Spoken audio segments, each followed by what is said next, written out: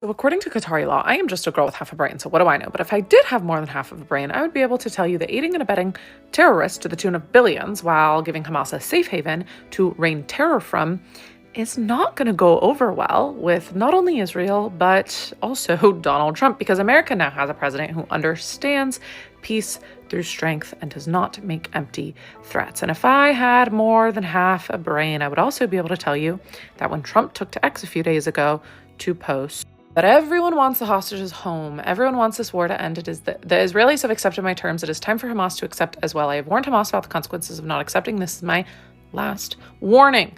There will not be another one. Thank you for your attention to this matter. I would be able to know that he was serious.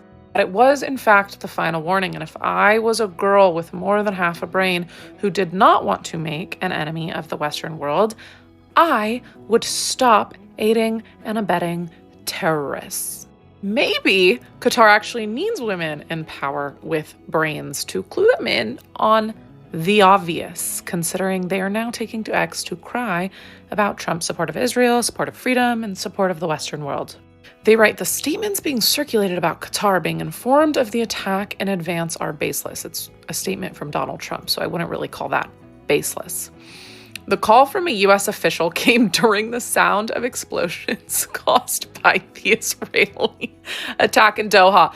What did they expect? That Donald Trump was just going to call Qatar up and say, oh, by the way, the IDF's going to strike, so why don't you call your buddies Hamas that you're harboring and give them a warning so that it is not a successful attack? Of course not. Of course not. Donald Trump does not have empathy and will never be on the side of a country that harbors terrorists. Joe Biden, Kamala might have been, but thankfully we have a strong president in America, and he gave his warning. As Caroline Leavitt said today, it is very unfortunate the location of the strikes, but Qatar chose that location by allowing Hamas to hide out in their country. Next time, Qatar should choose better if they do not want to get involved in a war.